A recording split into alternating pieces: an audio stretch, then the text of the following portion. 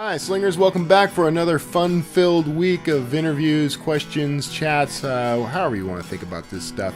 This week I'm talking to Michael Ronn. He's an author. He's got a whole lot of books out there, but I'm chatting with him this week about how he writes those books. You're going to be really surprised by this. The dude uses his iPhone in a way that most people wouldn't even think of, so stick around for that interview. Afterwards, you're going to want to hang out because we got some great industry news that you're definitely going to want to hear. You're just going to want to hear it. So stick around and enjoy this interview with author Michael Ronn. It's the Word Slinger Podcast, where story matters. Build your brand, write your book, redefine who you are. It's all about the story here. What's yours? Now, here's the guy who invented pants optional, Kevin Tomlinson, the Word Slinger. Word Slinger. Hey, everybody. Thank you for tuning in. Okay, we get occasionally a repeat guest on this show. This guy was sort of way back in the beginning, man. Episode 10, Fearless Fantasy with Michael Ronn. That's early days of Word Slinger right there, buddy. Yeah, good stuff. Glad to be back. You're like a founding guest. So welcome back to the show. I have Michael Ronn. He's the author of over 30 science fiction and fantasy books, among other things, man. He's doing some cool work out there in the indie publishing world too. You've done some very informative and very cool stuff, man. So on behalf of the indie community, I want to thank you for that too. So thank you. I appreciate it. Just got to keep your head down and keep on going. You know, that's what it is, man. Too much. Yeah, that's what it is. Because once if you stop for a second and look around at the rubble around you, it starts to become discouraging. True words never spoken. So this is honestly, I don't not to diss any of my other guests, but I have looked forward to this particular interview more than almost any other interview for the past, I don't know, it's been, I think, nearly a month now. It's been about a month. Yeah. So here's the setup. I'm going to give the setup. I went on, so I was traveling for conferences for Draft Digital. I was at, I think I was at Indie Book Fest when I reached out, or I may have been in, actually I may have been in at Comic-Con in Salt Lake City. I think that's where I was. I was on the Writing Excuses podcast. I reached out because I wanted to get an idea of how other people were using like their iPads and iPhones as part of their mobile workflow. I was really aiming for folks to tell me, like, I use this app and this keyboard and I use, whatever to keep things going. And my boy Michael here pops in and says, well, I write all my books on my iPhone using the on-screen keyboard.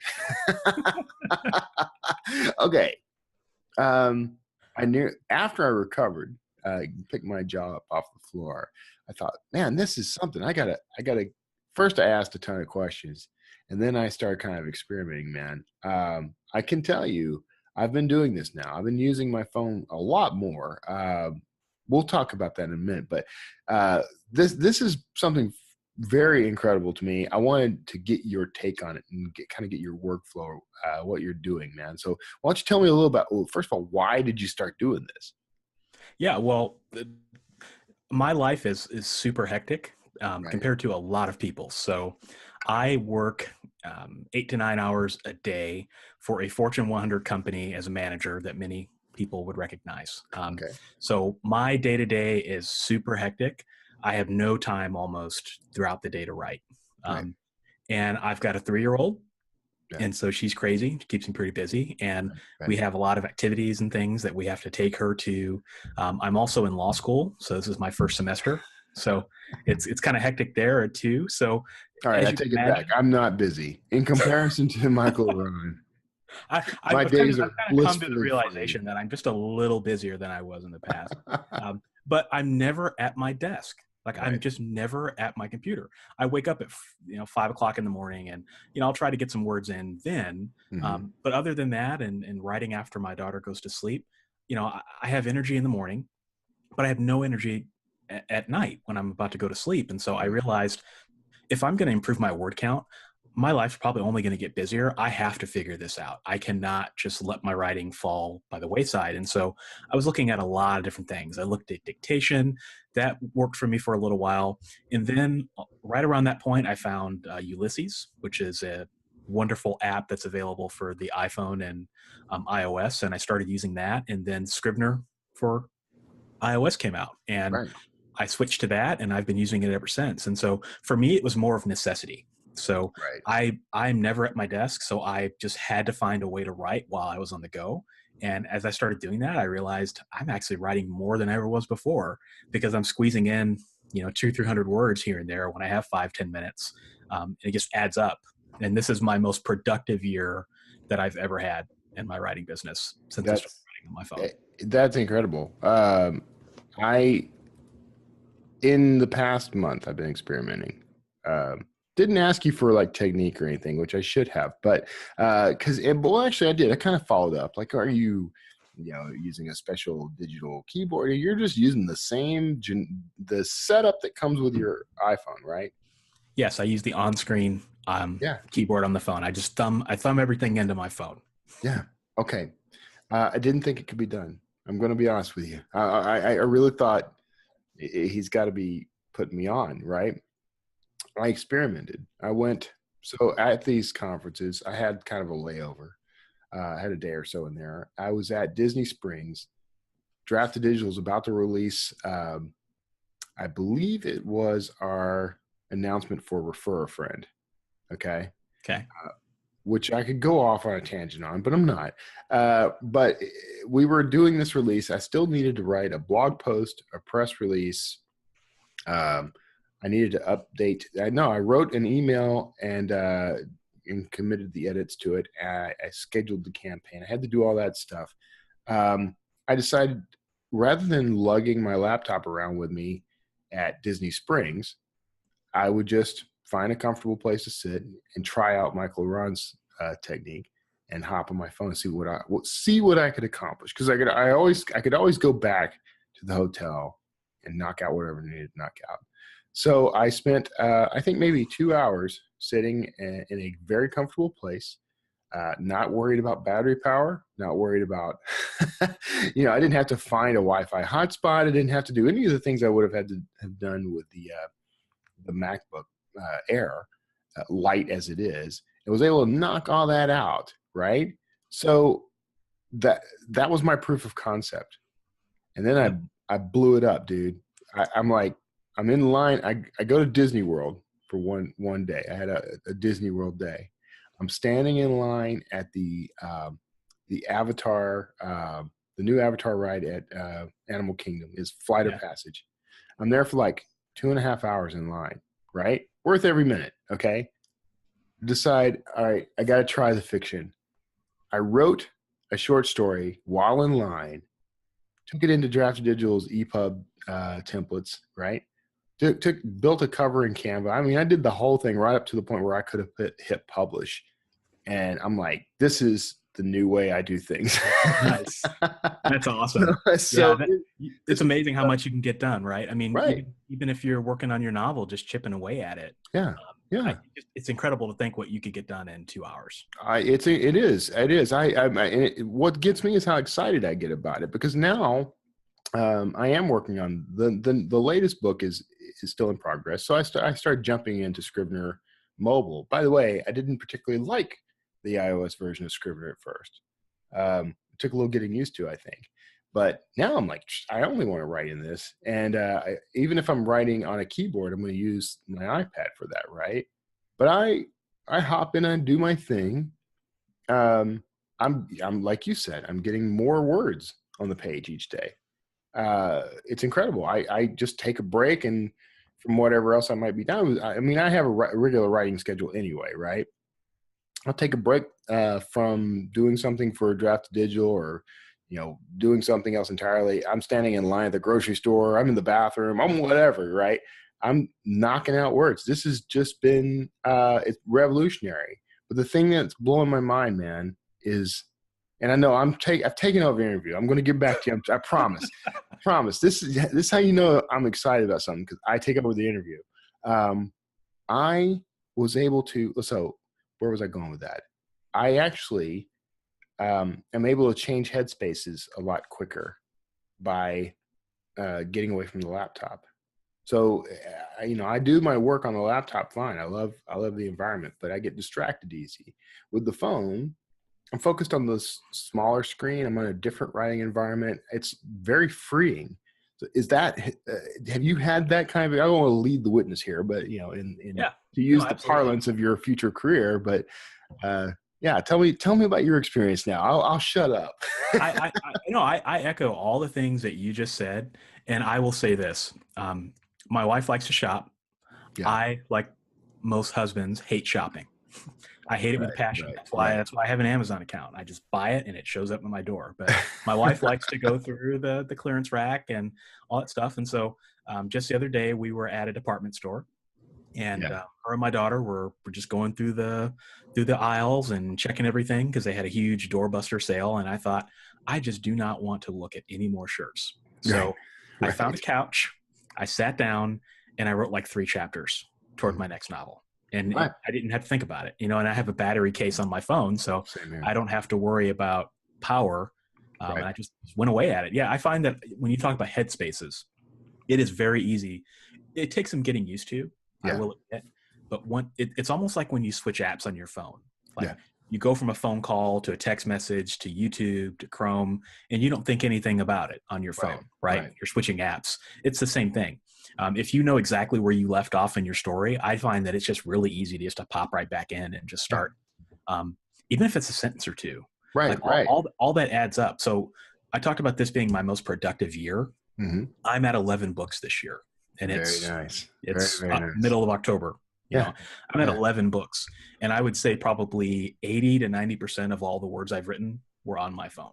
That's just because I was writing in the cracks of life. Yeah, no, that's outstanding. I mean, are you still using a laptop at all for your writing, or?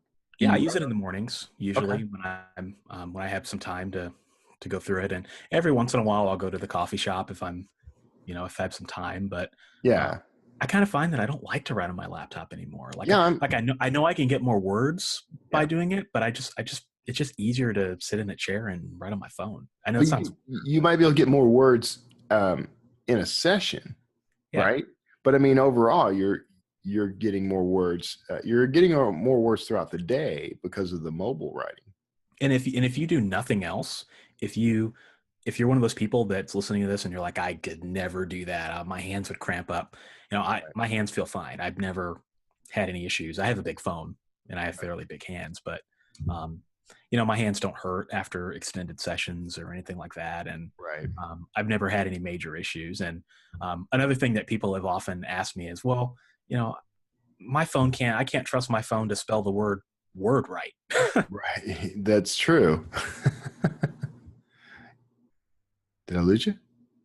I had the same editor who's worked on many of my books for the majority of my career. She, edited my last series. So I wrote the series on my phone for the most part. And I sent it to her and I didn't say anything. I just wanted to see what she would say. I wanted to see if she would catch more errors than she really did. Right. And so she came back and said, hey, this is great. I love the story. Your manuscript was clean as usual. So from a productivity, spelling error standpoint, I proof all my stuff before I send it to my editor, but I do most of my novels in one draft. My editor didn't even know the difference. So that's when I knew. I was like, okay, this is awesome. I'm finding, well, the proof will be when I send it to my street team for editing, but I'm finding personally that I'm spotting errors a lot quicker, a lot easier on the phone. And I'm not entirely certain why. Well, I think because if autocorrect jerks me around, I go back and I do Dean Wesley Smith's method of cycling. Yeah, writing into the dark. Yeah, that's what I do more. And by the way, you're the one who told me about that book in the first place, so thank you for that. And I had him on the show. I think I even told him Michael Ronn recommended your book, and then I spent 2 years not reading it. But I don't do 500 words at a time. I do more like maybe 1,500 words at a time. I'll do a cycle like that. But the method works great for me. What I'm finding is as I'm going back, the stuff that I'm correcting is the little glitches that autocorrect maybe dropped in there, and they're very rare. Like it's not like a ton of editing, honestly.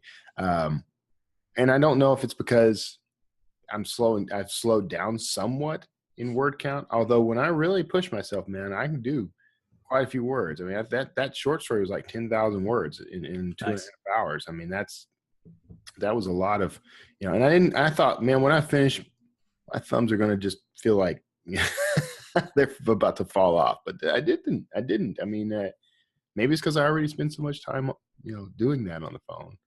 Who knows? Yeah. Yeah. I don't know. One of the things, so you and I have been doing this for a while, right? And you and I are professionals, and we really have focused on our productivity. When we first met, I think I had like one book, Right.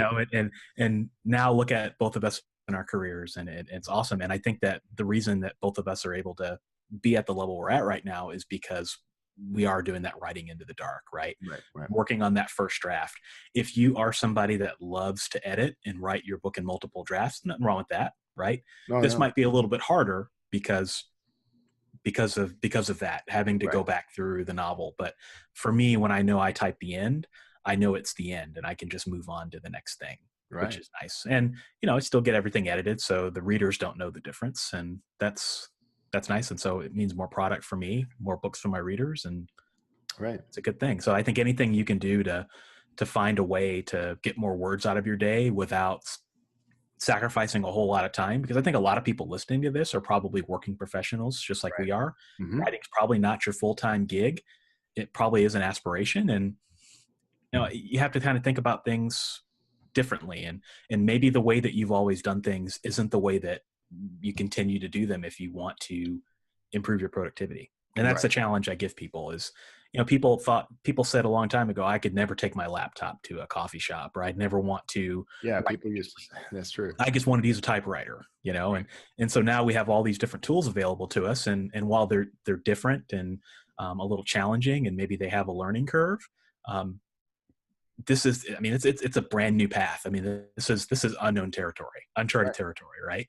Right. So that's what I love about it. Yeah, no, it is. And certainly I'm no stranger to ridiculous challenges that change the way I see my career, or change the way I do things. I mean, that was like, I've done the, I'm going to write a 60,000 word novel in one day. I've done the like stupid challenges. Right. And to some extent, what that did was reset zero for me, like or reset my baseline, basically. So those things have been very beneficial to me, which is, I think, probably one of the reasons why this was appealing. As soon as almost the instant I read on screen, because at first you said, I write all my books on my iPhone. I'm like, okay, you've got like a Zag keyboard, or I've got a portable folding Zag keyboard. It's such a pain to carry that with me, though. I wish there was just some other way. And you're like, no, I use my thumbs and I write my books. I'm like, holy crap, that is a brilliant, brilliant idea that I have to now completely steal and claim as my own. And I have. I talk about this continuously now. Okay, here's another reason why I'm excited about this. There are other players in our space. Joanna Penn, for example. I've actually been to one of her talks where she was talking about emerging markets. I think I've mentally connected something she said with something I've read in another book, like Bold or something. But she was talking about how someone was talking about how we have emerging markets in places like, let's just say, Africa. And in these markets, they completely skipped the computer revolution, right? They went straight from sticks and stones to mobile technology, basically. For the first time in the history of those regions, they're on the same stage we are. Okay, so they're able to, they can start small businesses through like microfinancing. They can run a completely inventory-free business on their phones. Check in on, they can buy and trade stock. They can, now they have disposable income. So the focus of Joanna's talk, of course, was, this is a pocket of readers out there who are primarily going to be able to read English, because that's how you get access to the wealth of knowledge that's on the internet. So you could market to them. I like that idea, but now I'm thinking we could also empower those people and they could become authors themselves. That's my whole little experiment at Disney World was kind of a proof of concept of this idea. I'm going to write something or create some content around this, buddy, and I'm probably going to quote you liberally, so watch what you say. Go for it. Go for it. No, and I've heard Joanna say something similar to that in another talk, and I couldn't agree more. I think that we have to get comfortable with the fact that the landscape is going to continue to change. Right. We talk about how there's so many authors out there now than there was before. Right. You talk about the changes you're talking about, it's going to get even worse, right? And so there are going to be authors out there. If you don't learn how to improve your productivity and be able to take a workmanlike approach to your writing, people are just going to pass you by. Right. Right. Got to adapt. That is awesome. At its soul, I think is the main message, right? I think you've hit on it. The idea is there is a complaint, particularly from a certain segment of the publishing industry, that the market's being flooded with, they'll say, terrible books. They say indie authors. What they mean is crap books, right? I think what they really mean are books that aren't published by traditional publishers. Right. That's really what they're saying. But I think what's going to happen is, but with this influx of people coming into the business, is we have to, like you said, we got to up our game, right? We have to get better at efficiency, quality plus efficiency, right? It's not just about speed. It's about producing a good product that people actually want. So if you're producing a good enough product right now, that's in most cases, that's fine. But as time progresses, we're going to have to learn how to use these tools to produce high quality product. And in our case, that's the books and stories that we tell. So it'll be interesting to see what happens over the next few years, man, as this mobile technology opens up all new pockets. And my impassioned plea to anyone listening to this who's maybe still on the fence about whether you should use your phone to write, or I don't think I can do it, just try it. Yeah, you got nothing to lose. Right. The Scrivener app, I mean, assuming you have an iPhone. If you don't have an iPhone, I'm kind of sorry right now. Isn't a solution for you, not that I know of, but you have nothing to lose. It'd be the best $20 you ever spend. Yeah, I don't even think Ulysses is available on Android, is it? No, I don't think so. Right. I think you and I had a similar experience with Ulysses in that we both kind of fell in love with it, and then it didn't betray us, but when Scrivener came around, I had less reason to be enamored of Ulysses. And then when Ulysses decided to shift to a subscription model, I had even less reason to be I kind of felt the same way you did. I love Ulysses. I think it's a great app. And I there's some things that Ulysses does way better than Scrivener. Right. I love the idea of having one single library in your, where you can access all of your writing at once. Right. But the problem I had with Ulysses, and I found ways around it, but I could never get over that hump, was the formatting. Right. So with Scrivener, I just know that I can click the button and it'll export it into a, EPUB or Mobi. And now I know I can export it to Word and import it into Vellum. And it's just. Or Draft to Digital. Draft to Digital. Yeah, Draft to Digital. Can't forget them. It doesn't even require a Mac. You can do it on your phone. Just throwing it out there. Yeah. If we're talking mobile tech, man, we got to, Gotta use those new tools. Yeah, we get complete solutions that are completely independent from your desktop platforms. And I love Vellum too, by the way. And I know I kind of give them a hard time because we did create something that's essentially Vellum for free. But before we did that, I paid the full $200 to upgrade to the print, Vellum for print and all that. Yeah. I mean, I get it. That's when I jumped on board, is when they had Vellum 2.0. That revolutionized things for me. It just saved me so much time. Yeah. I know. Yeah. Now that we offer print and EPUB templates and all that stuff, I kind of push us, but I get why people love Vellum. I do. Anyway, so now what I'm fascinated by is the growth of this. I'm fascinated to see where it goes, what new trends could come of it. I just, to me, one of the things I'm trying to do is reach the Wattpad crowd that's they're already, these are mostly kids, right? They're already writing on mobile platforms. They're already used to publishing digitally. So now I want to teach them how to make money doing it. Like if you Yeah. can do the exact same thing you're doing, you can even continue to publish on Wattpad. I believe Wattpad even has a way to export as a Word document. I'm It not might. sure. I'll have to It check. wouldn't surprise me. Yeah. Yeah, that wouldn't surprise me either. Now that's a solution right there. Now that's a crowdsourcing way to produce your book. Worked for Andy Weir and Hugh Howey and a few other folks. So maybe something to consider there. But I'm trying to get to that crowd and say, you're already on your phone, you're already doing it. Let's take it just one step further. Heck, maybe they can teach us a thing or two. They probably with all can. the success they're having. I mean, Right. It's crazy, some of the Wattpad authors that are coming up now. Yeah. Okay.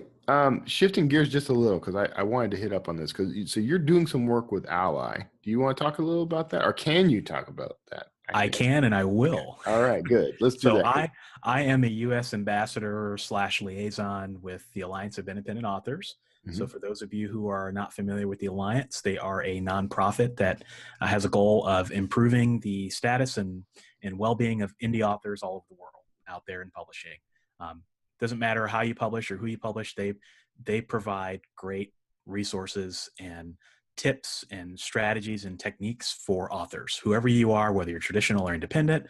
Their bend is independent, but they provide great resources. And Orna approached me to join the Ally crew as a member of their podcast network. So I co-host with J.R. Tale, the Beginner Self-Publishing Salon, where we broadcast monthly and we talk about tips and strategies for beginning authors. So if you're an aspiring author, if you're a beginning author, you just want to jump into it, we talk about all kinds of things. We talk about writing, we talk about editing, marketing, and we just give our perspective. So I'm a heavy fiction writer. Jay is a memoir writer, and she's got a lot of internet entrepreneurial experience. And so we make a really good team. And so we broadcast the third Tuesday of every month.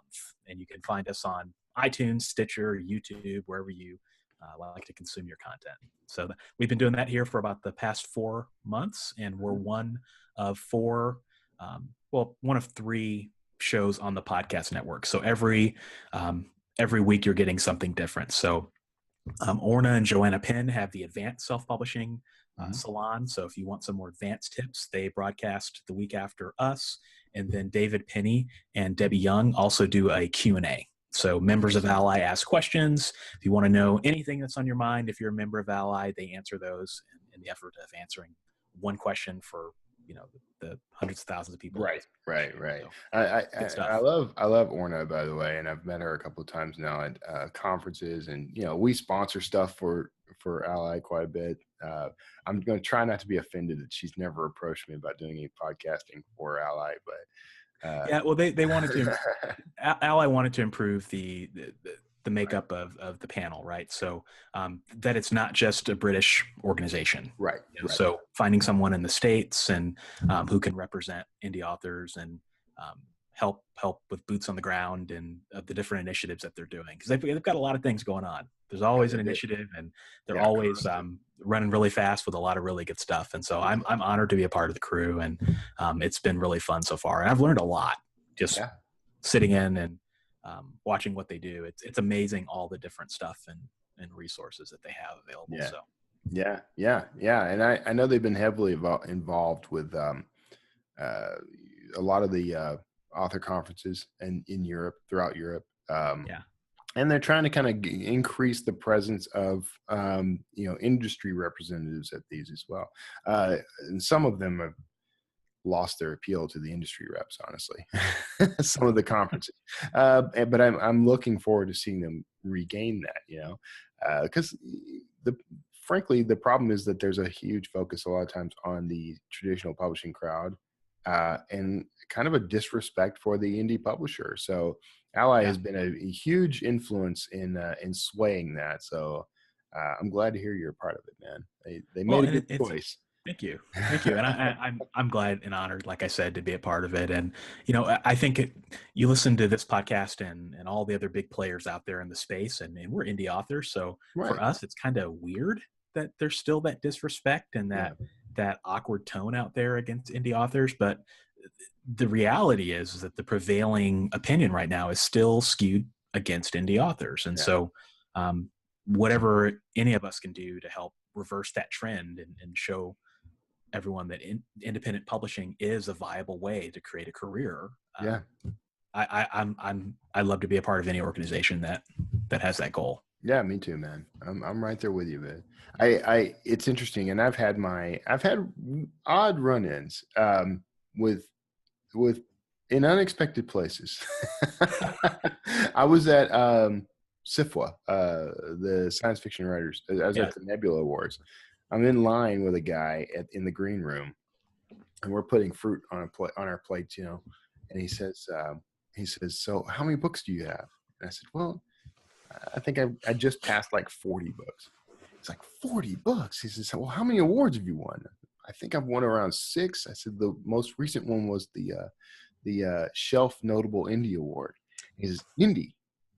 And he looks at me and he says, "Like indie publishing?" I said, "Yeah." The dude turned his back on me and walked away from me.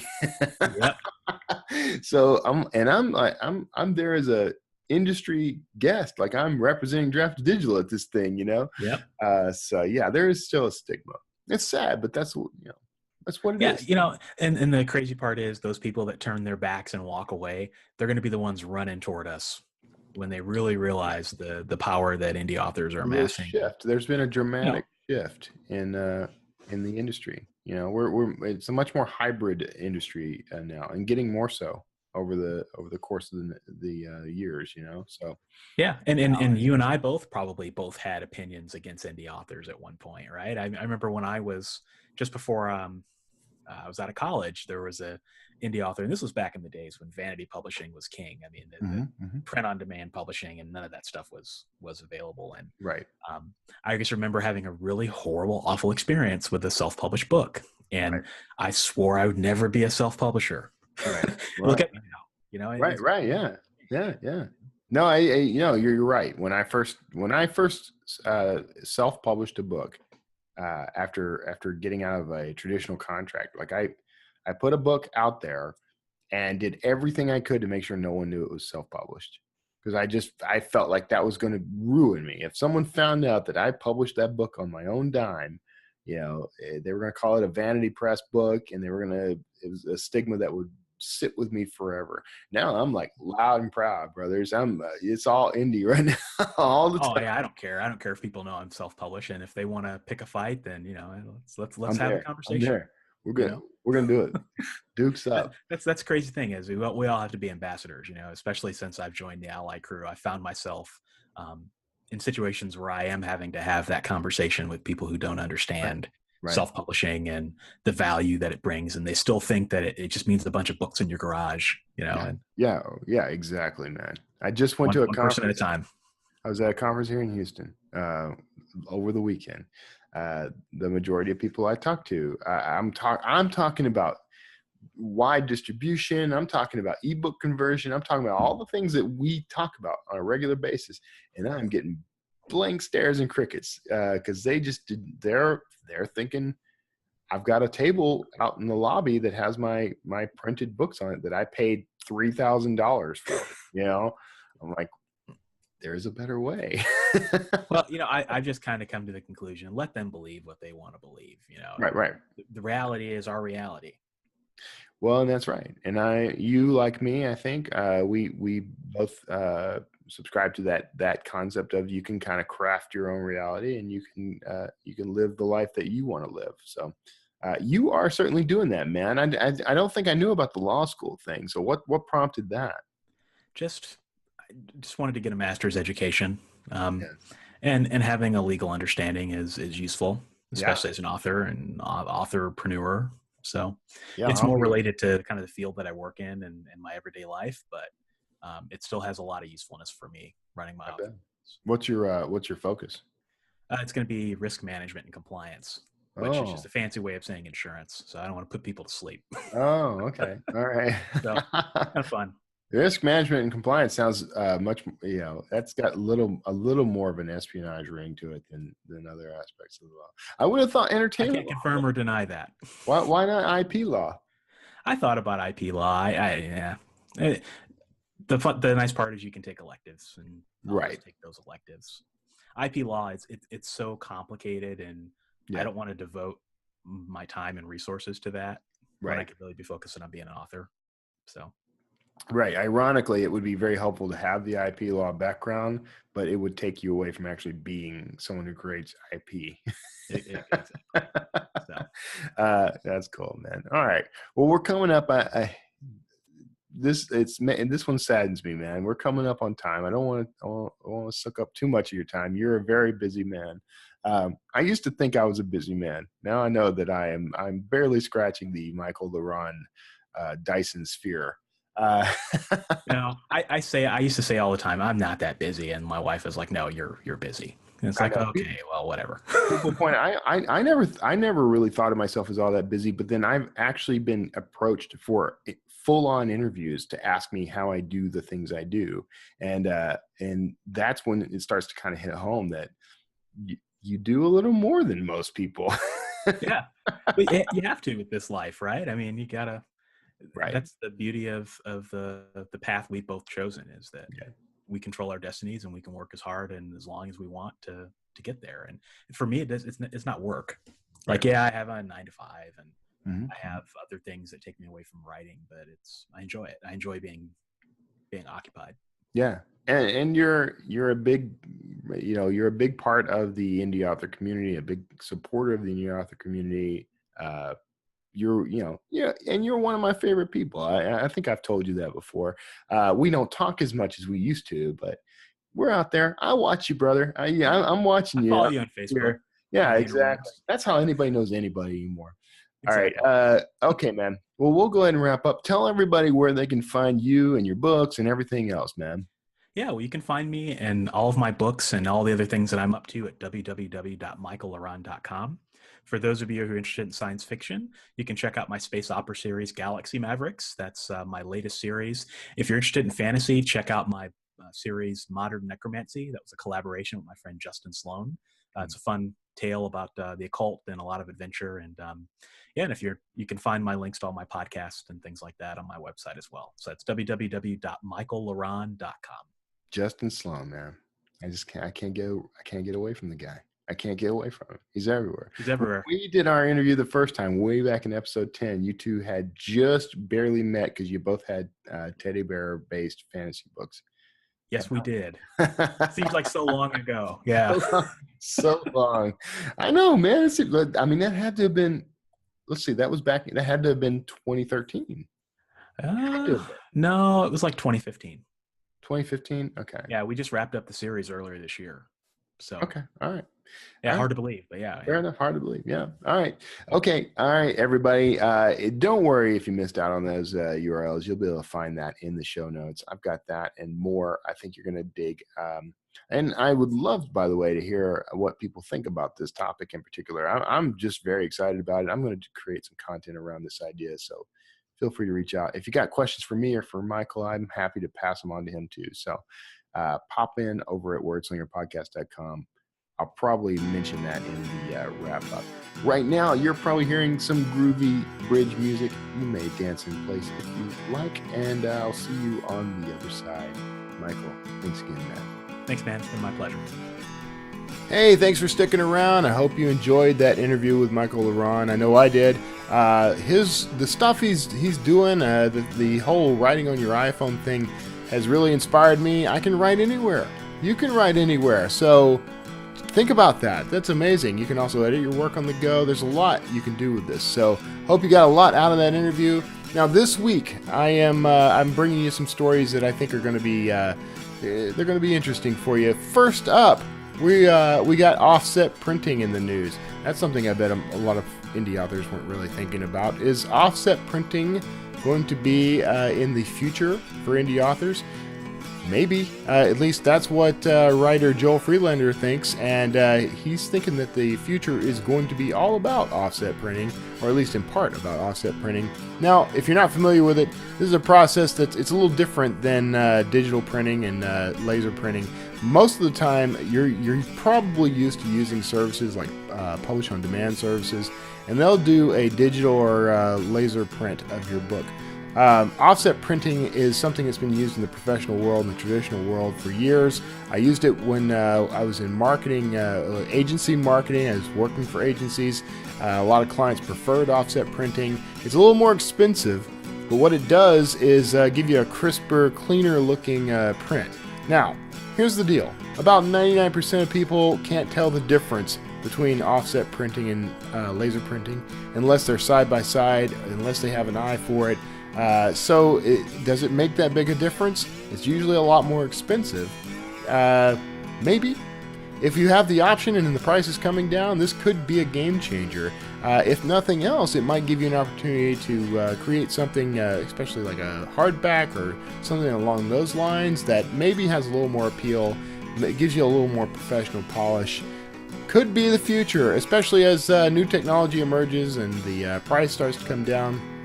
This could be the way to go. So definitely check out that article. There's a link in the show notes, and I'm curious, is this going to be worth the extra cost, or will the cost come down to something affordable for indie authors? So let me know what you think of that in the show notes below.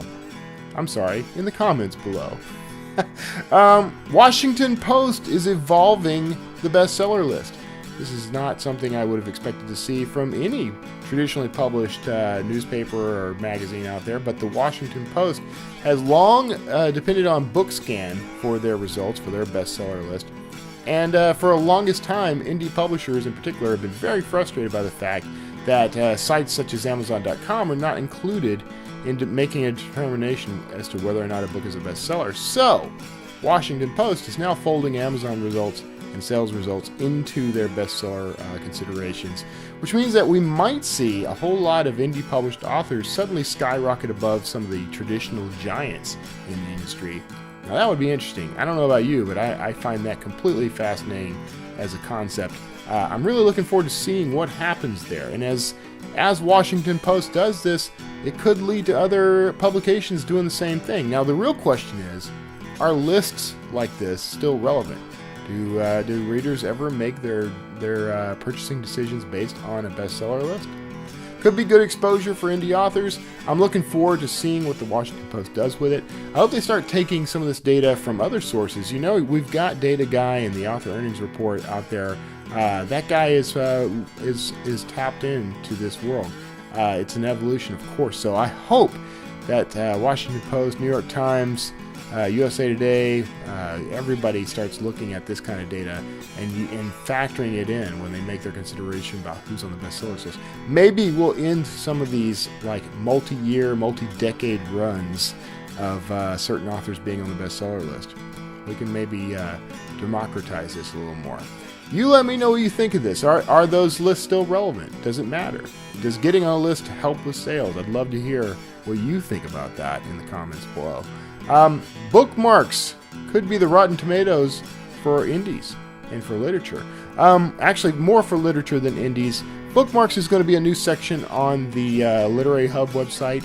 LitHub has, now they're going to start this aggregator service for reviews. Basically, they're going to crowdsource critical reviews from all over the place. Grab stuff from the web, get readers involved, get readers to actually come in and comment and downvote and upvote and whatever it takes to let other readers know whether or not a book is worth reading and whether or not an author is any good. Curious about what you think of that. I think it could be good. Rotten Tomatoes is sometimes good for helping people find a movie that really resonates with them rather than relying on critical review from websites and newspapers and that sort of thing. This could be an opportunity for some emerging authors to gain traction where they might never have had exposure before. So it could be a good thing. Now, what do you think? Do you think this is going to be something useful? Let me know in the comments below. Thank you so much for tuning in to the Wordslinger podcast. Of course, every week we come back, new interviews, new amazing people. So, we got some cool stuff. You just never know who's going to show up on this show. I got some leads on some great authors ahead, so you're definitely going to want to subscribe. Hit that subscribe button and the little notification icon. It's shaped like a bell. You can't miss it. every time I publish a new Wordslinger podcast episode on YouTube, you'll be alerted, and that way you can go and join in on the fun. Get this great industry news, learn something new from an author, learn something new from an entrepreneur. Sometimes we stumble, folks. I also want you to reach out. Check out wordslingerpodcast.com, where you can actually find more episodes of this show, including my back catalog of episodes, which unfortunately do not include video. I think the past maybe 10 episodes do have video, but you can go back and listen in on past interviews with some pretty amazing people. Definitely check that out. If you would like to support the show, you can do so through several ways. Here's my favorite. We're just going to jump into this one right away. Go check out kevintumlinson.com/books, where you can check out my latest releases, go through my back catalog. I'm a thriller writer these days, but I've also written science fiction and fantasy, so go check those out. You may find something you love. Maybe you'll find a new favorite book. And if you like what you're reading, please go review those on Amazon. I can use those reviews. It's very helpful. So you can also support this show by visiting our sponsors, Draft to Digital. If you are looking to up your game and get into more markets and get your book out there, Draft to Digital will let you convert, publish, and distribute your book worldwide with support the whole way. You can help me out by going to drafttodigital.com/wordslinger. I get a little kickback from that when you sign up and sell some books, so I appreciate that. Thank you for your help and your support there. Now, Draft to Digital will help you reach more readers and will help you with discoverability. This is a new thing. Draft to Digital is now aiming squarely at discoverability for authors. So there's never been a better time to get involved with this. You can have all your books in one place. You don't have to worry about chasing different guidelines and rules for different distributors, chasing down your sales figures and your royalty numbers. All that stuff can be on one beautiful dashboard right at drafttodigital.com. Go to drafttodigital.com/wordslinger. You can support this show through Patreon. I love Patreon. If you go to patreon.com/wordslingerpodcast, that'll put you in there where you can drop a couple of bucks my way. Every dime you send me goes in the overhead of the show, web hosting, new equipment, that sort of thing. The occasional burrito. And I really appreciate that. It's not required. You're always going to get this content for free. But if you feel like throwing some money my way, I appreciate it. We're going to be adding some features to the Patreon page. I got a Wordslinger after show with additional like 5 and 10 minute interviews with some of the folks that I've talked to over the years. And you're gonna want to be a part of that. You're going to want to tune into that. So thank you so much for being here, for being a viewer and listener. And I really enjoy talking to you each week. So thanks for coming back and making this worthwhile. God bless each of you. We'll see you all next week.